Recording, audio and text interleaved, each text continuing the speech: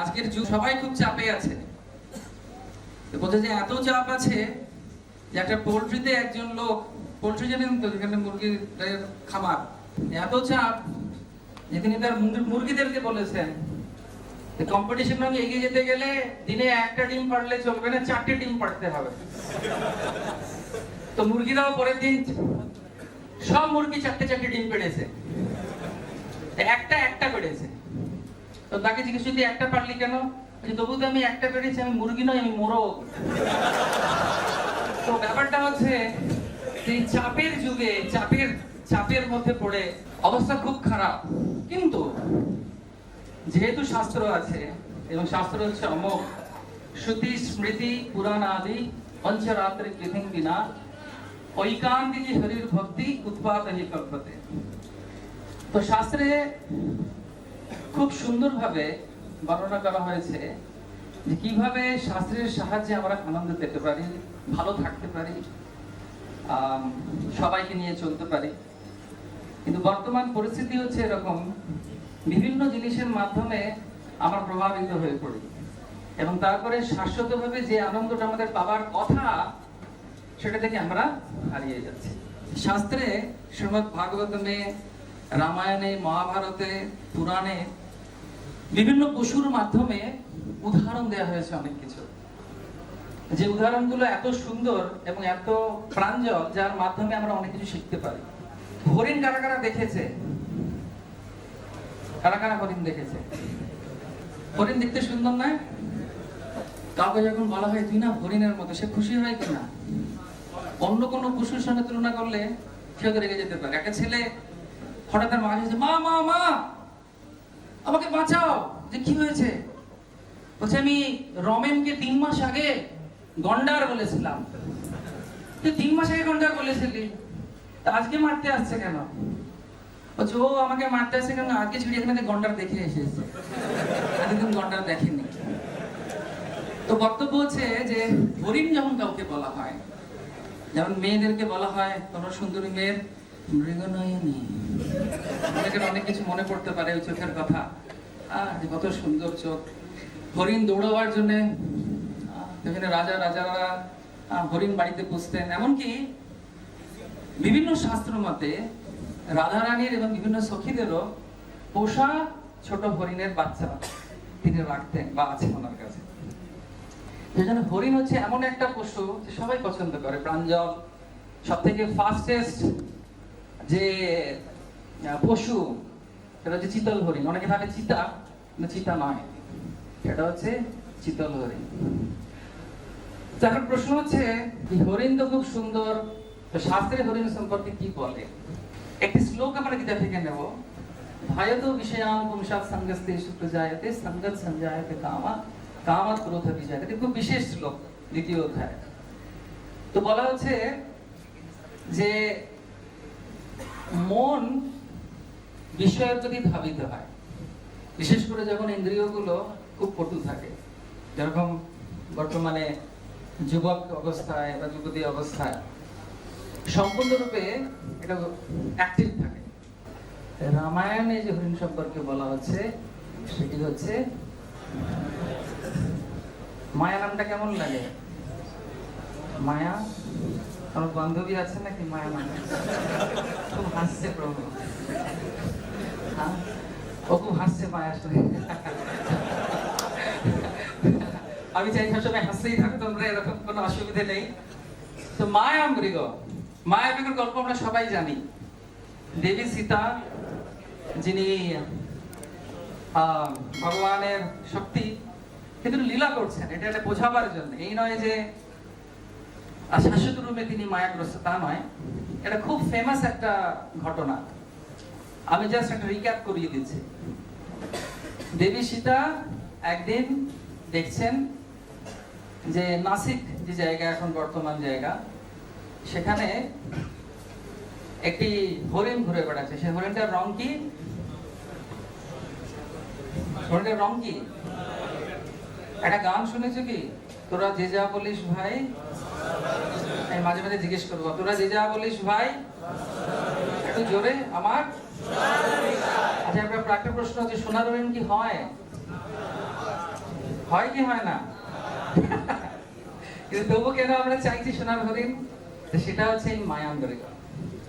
তো মায়ামৃগ কথার প্রকৃত অর্থ হচ্ছে যেটা নেই, যেটা হয় না। তো রামচন্দ্র সীতা দেবীকে বলছেন, সীতে এর উপস্থিতি নেই পৃথিবীতে, এ হচ্ছে সম্পূর্ণরূপে মায়ামৃগ। এর যে রূপ তুমি দেখছো সেটা স্বাভাবিক নয়, প্রকৃতির আনে এটা বানাননি। কিন্তু সীতা দেবী কি বলছেন? ওই যে হাত দেখিয়ে, আমার এটা চাই। শুধু তাই বলছেন না, তো রাম জিজ্ঞেস কি করবে সেটা নিয়ে বলছে, আমি এটাকে পোষ বানাবো। বলছে এটা যদি ধরার সময় ওর প্রাণ যায় কি করবে? বলছে ওর চর্ম দিয়ে তোমার আসন বানাবো। তো বলছে আমি যদি এটাকে জীবিত পাই আর কি করবে? কিন্তু জঙ্গল ছেড়ে চলে যাবে। বলছে না, যেরকম সুভেনির নিয়ে যায়, আমি আমার বোনেদের জন্য আর দেবরদের জন্য সুভেনির নিয়ে যাব জঙ্গল থেকে। সীতা দেবী আবার একই কথা বলছেন, কি বলছেন? তোরা যে যা বলিস ভাই। হ্যাঁ, সেটা হচ্ছে এই মায়ামৃগ। তো শাস্ত্রে বলছে এই মায়ামৃগটি কি, যেটা সীতা দেবীকেও বিমোহিত করে দিয়েছেন, বা সীতা দেবী এর মাধ্যমে আমাদেরকে শেখাতে চাইছেন আমাদের জীবনেও কিন্তু এরকম অনেক মায়ামৃগ আসে বা আছে বা আসবে, বা হয়তো এই মায়ার মধ্যে পড়ে রয়েছে। মহাপ্রভু বলছেন, কৃষ্ণ ভুলি জীব অনাদি বহির্মুখ, অতএব মায়া দ্বারে দেয় সংসার দুঃখ। শ্রীকৃষ্ণ ভুলি জীব ভগবাঞ্ছা করে, নিকটস্থ মায়া দ্বারে ঝাপটিয়া ধরে। ঝাপটিয়া মানে যে সে পাশেই বসে আছে, এইখানে বসে আছে, আর যেই দেখছে যে আমি একটু এগোচ্ছি, ধায়ত বিষয়াম পুংসা, ইন্দ্রিয় কি করে না আস্তে আস্তে এগিয়ে যায় কার দিকে? না বিষয়ের বস্তুর দিকে। চোখ কি চায়? ভালো জিনিস দেখতে। কলেজে কেউ নতুন এসেছে, খুব ভালো লাগছে, সামনে দিয়ে যায় যখন, চিরদিন এই গানটা মনে পড়ে, তাই না? ওখানে ওই নায়কের বদলে ওকে দেখতে পাই আমি। তো এটা হচ্ছে মায়ামৃগ, মরিচিকার মতো।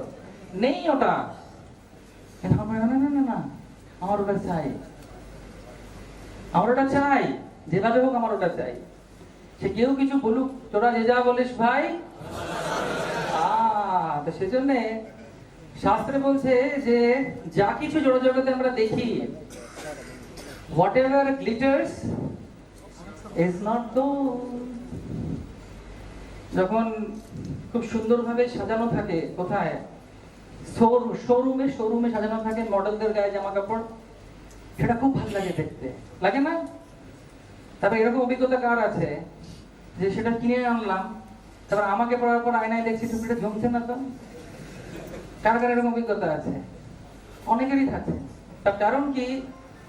যা জড়জগতে মনে হয় খুব ভালো দেখতে, সেটার যদি বাস্তব পরিস্থিতির যুগোপযুক্ত আর হবে যে সবকিছু ঠিক থাকবে, কিন্তু যদি সেটা সম্পূর্ণরূপে ভগবত কেন্দ্রিক বা বাস্তব না হয়, তার কোনো লাভ নেই আমাদের জীবনে। সে সময় যে জন্য বলা হয়, এই যে মন সম্পর্কে ভগবান বলছেন, চঞ্চলং হি মন কৃষ্ণ প্রমাদ বলবতী। এটা পাগলের মতো, এবার খুব শক্তিশালী এবং বারবার এই ফাঁদে পড়ে। কিরকম ফাঁদে পড়ে? না, আমি যদি এটা পেয়ে যাই, আমার আর কিছু চাই না। কারা কারা বাবা মাকে বা দাদা দিদিকে বা মাসি মেশোকে বলেছে, আমাকে এটা কিনে দাও আর আমার কিচ্ছু লাগবে না? কারা কোনো আছে কি? কেউ বলেছে কি আমার এই ল্যাপটপটা চাই, এই মোটরসাইকেলটা চাই, আর কিচ্ছু বলবো না তোমাকে? সত্যি বলছি। আর আস্তে করে বলি, 2 বছরের জন্য বলবো না, আবার চাইবো করে। তো সেই জন্য যা কিছু আমরা দেখি এই জড় জগতে, সেটা কিন্তু সবকিছু গোল্ড নয়, সেটা হচ্ছে মায়ামৃগ। এই পাইরেট শিপ কারা কারা দেখেছে? পাইরেট শিপ, তো কারা কারা পাইরেট শিপে বসেছে? তো মায়ামৃগটি পাইরেট শিপের মতো দেখে ভালো লাগে না? সবাই বলে কি ভালো লাগে দেখতে, হ্যাঁ? তখন মনে হয় আমিও চড়বো, আমিও চড়বো, হয় না? তা অনেকে যারা আগে চড়েছেন, চড়িস না গুরু, ফেসে যাবি। হ্যাঁ, ওরা বলে গুরু চড়িস না, ফেসে যাবি, কিন্তু কলকাতায় এইভাবে কথা বলে। যাই হোক, ওর বারবার বলা যে চড়িস না, ফেসে যাবে কিন্তু। কিন্তু আমার মন বলে কি মাত্র 20 টাকায় কত হাসছে দেখ, কি ভালো লাগছে দেখে, আমি একটু চড়বো কি না। কিন্তু যেই চড়া হয়, আমি অনেকে দেখেছি আমার বন্ধু বান্ধবের ভেতরে, নামার পর অন্নপ্রাশনের ভাত বলছে বেরিয়ে আসছে, এত মাথা ঘুরছে, ওরে কি হচ্ছে রে, পৃথিবী দুলছে কেন, আরো চড়ো, দেখে খুব ভালো লাগে। যখন হয় খুব ভালো লাগে দেখতে, কিন্তু মনে হয় যে এটা পেলে আমি খুশি থাকবো, কিন্তু জড়জগতের নিয়ম হচ্ছে যে খুশি থাকা যায় না। কেন? জড়জগৎটাই হচ্ছে ওরকম। সেজন্য শঙ্করাচার্য বলছেন মাতৃ গর্ভের ভেতরে তিনি প্রার্থনা করছে যাতে আমি মায়ার মধ্যে না পড়ি। শঙ্করাচার্য বলছেন পুনরপি জননম পুনরপি মরণম পুনরপি জননী জঠরে শয়নম अहि संसारे बहु दुस्तारे कृपा कर हे मुरारे, হে মুরারে, হে মুকুন্দ, হে মাধব। আমি অনেকবার অনেক মাতৃগর্ভে জন্মগ্রহণ করেছি, অনেক দোলায় তুলেছি, অনেকের পেছনে দৌড়েছি, লেলা, কিন্তু সব সময় কষ্ট পেয়েছি। এবারে যখন আমি মাতৃগর্ভে আছি, আমি কষ্ট পাচ্ছি, আমাকে তুমি একটা চান্স দিচ্ছ ভগবান, আমি যেন আর মায়ার কবলে মায়া মৃগ, তোরা যে যা বলিস ভাই সেই শোনা হলেন আমরা চাই না। শঙ্করাচার্য বলছেন, তিনি বলছেন এই জন্মে আমি চাই যে আমি যেন ভগবানের পাশে যেতে পারি। কিন্তু কি করা যাবে? যেই মুহূর্তে বেরিয়ে আসবে চট্টগ্রামের সি বিচ দেখতে পাবে, সেখানে লাইট জ্বলছে, অনেক কপতি বসে আছে। আমার মনে হয় আমারও একটা কপতি হলে কেমন হয়। কিন্তু যা যা যা কিছু দুনিয়াতে আমরা দেখি মানে উজ্জ্বল, বিশাল, সুন্দর, আমরা ভাবি এটা ফ্রিতে আসছে। অ্যাডভার্টাইজমেন্ট গুলো এরকম হয় না? একটা গাড়ির অ্যাডভার্টাইজমেন্ট, দরজা খুলে দিয়ে যেটা সুন্দর, হ্যালো, তখন মনে হয় যে হেরি এটা তো খুব সুন্দর ব্যাপার, গাড়ির সঙ্গে মেয়েটা কি ফ্রি দেবে নাকি ড্রাইভার চালাবার জন্য? Nothing comes free in this world. কিছু ফ্রি আসে? কোনো কিছু ফ্রি, একটা জিনিস শুধু ফ্রি, যেটা তোমাদেরকে দেয়া হচ্ছে, কৃষ্ণ ভক্তি। জড় জগতের যে কোনো জিনিস, কোনো জিনিস ফ্রি নয়। আর আধ্যাত্মিক যে কোনো জিনিস তুমি চাইবে, এভরিথিং ইজ ফ্রি। সেজন্য মানুষ ভাবে ফ্রি, তাহলে তো কোনো দাম নেই, কিন্তু তা নয়।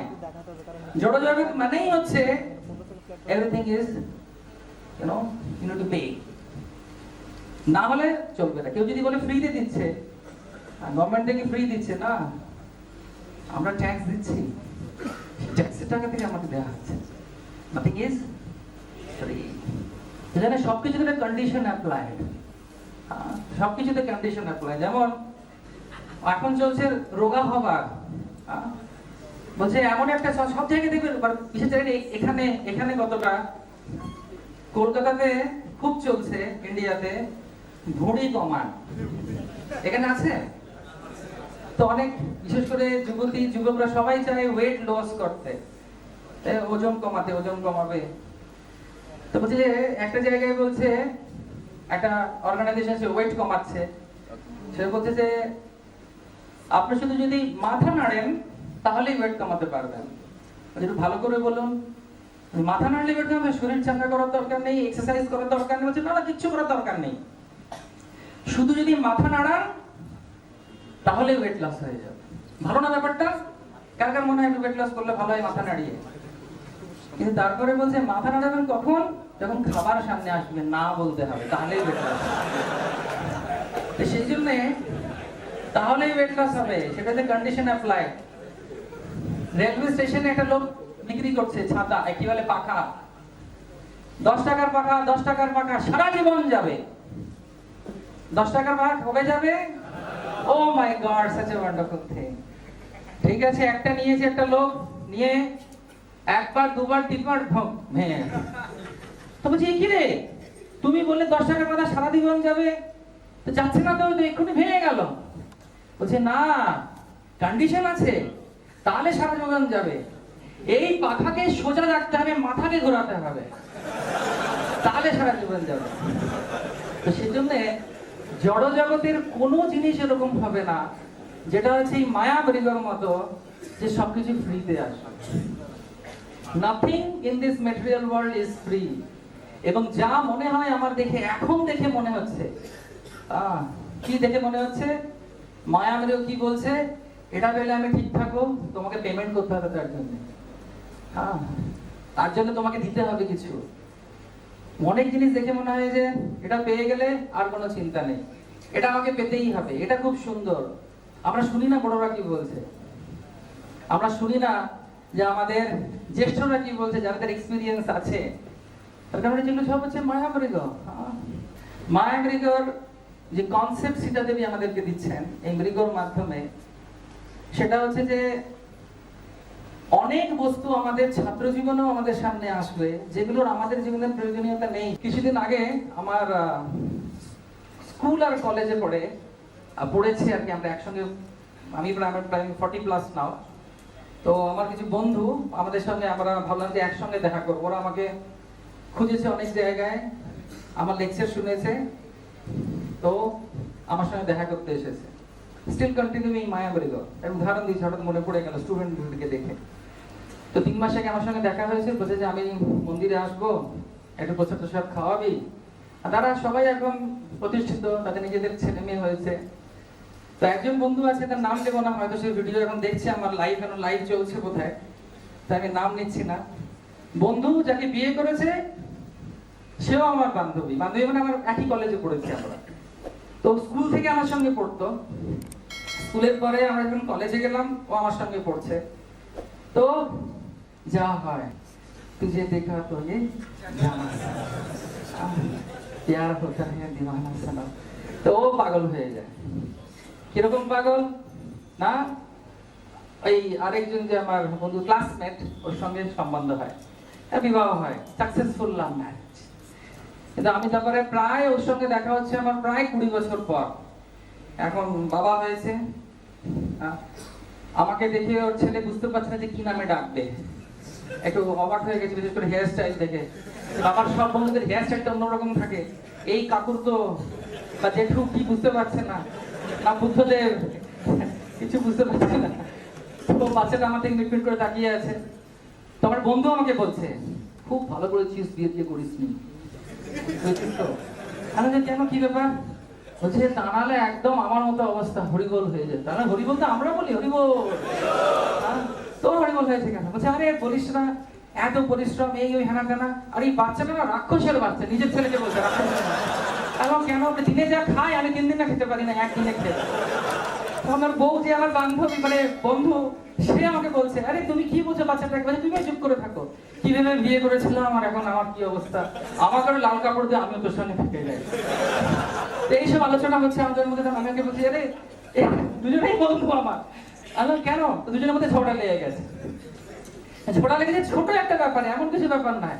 বলছে আমি কিভাবে তোমাকে বিয়ে করেছিলাম, হ্যাঁ তোমার গান শুনে পাগল হয়ে গেছিলাম, এখন আমি রাত্রেবেলা তুমি না তো তোমার গান গায়। বলছে আমি তোমার, তখন আমার ওই যে বন্ধু যে স্ত্রী ও আমাকে ও বলছে তুমি তো আগে সব সেট লাগিয়ে আসতে, এখন তোমার গায়ের গন্ধে পাশে শুতে পারি না তোমার।